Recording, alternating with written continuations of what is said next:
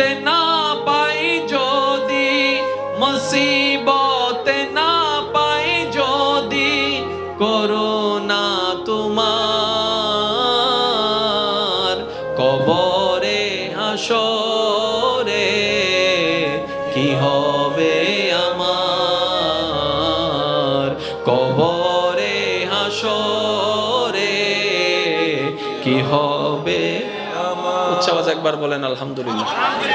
শেষ কথায় আমি বিদায় নিচ্ছি। এখানে যারা আছেন এক একজনের অন্তরে আল্লাহর এক এক প্রিয় বান্দার স্থান বেশি আছে, সবারটা কিন্তু এক না।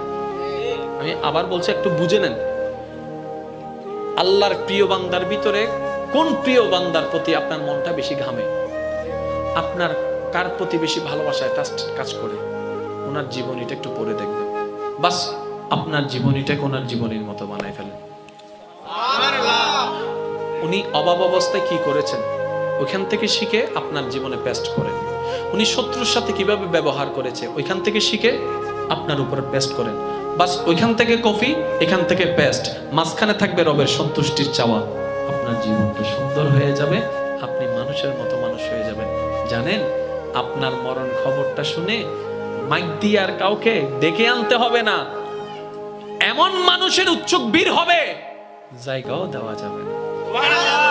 আর সবাই ভাববে, কিরে সে তো দুনিয়ার একজন সামান্য রিক্সাওয়ালা ছিল, একটা দোকানদার ছিল, এতগুলা মানুষ। তখন একজন পিছন থেকে হয়তো বলবে, তার চরিত্রটাই আজকে এতগুলা মানুষ সমাগম করেছে। কেমন চরিত্র? বলে যে বেশি কিছু না, সে যাকে দেখতো শুধু সালাম দিত। আর একটু জোরে বলেন। একটা সপ্তাহ কাজ করেন, এক সপ্তাহ আপনি শুধু নিজেকে পরিবর্তন করার চেষ্টা করেন, দেখবেন আপনি যে অন্তরে শান্তিটা পাবেন, এই এত জন্মে আপনি সেই শান্তিটা পাননি। শান্তি আছে আমাদের চতুর্পাশে, আমরা শান্তি খুঁজে নিতে পারি না। আমরা শান্তি খুঁজি কক্সবাজারে, আমরা শান্তি খুঁজার জন্য চলে যাই বান্দরবনে। তা আমি বললাম, ভাইয়া কোথায় যাচ্ছেন? বলে যে একটু রিল্যাক্স টাইম পার করার জন্য যাচ্ছি। কোথায়? বলে যে কক্সবাজারে। সারা জীবন থেকে যেতে পারবেন? বলে যে না, এটা তো সম্ভব না, আর সারা জীবন থাকলে সেটাও বিরক্ত হয়ে যাবে। তো সেই জায়গায় কেন যাচ্ছেন যেখানে আপনি শান্তি গেলেই পাবেন? এমন ভাবে নিজেকে তৈরি করুন, আপনি যেখানে বসে থাকবেন সেটাই শান্তির হয়ে যাবে। আপনি যার সাথে বসবেন তার মন শান্তির হয়ে যাবে। একজন ভারাক্রান্ত হৃদয়ওয়ালা আপনার সাথে এসে দেখা করে আপনার মুস্কি হেসে দেখে তার মনটাও খুশি হয়ে যাবে। এটা না বাহাদুরি?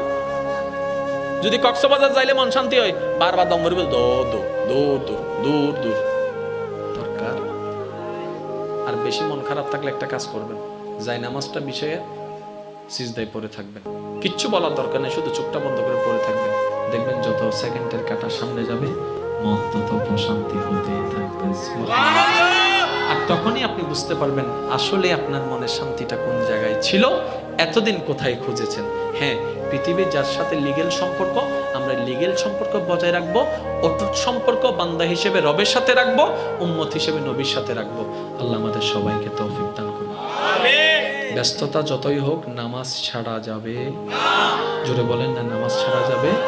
কারণ কাজ একদিন পিছনে পড়ে থাকবে, নামাজটাই আমার সাথী হয়ে যাবে, ঠিক না?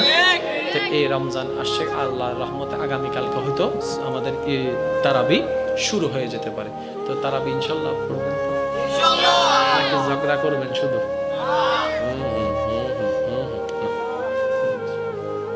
তর্ক অনেক হয়েছে, এবার নিজেকে একটু আলোকিত করার চেষ্টা করি, চলুন।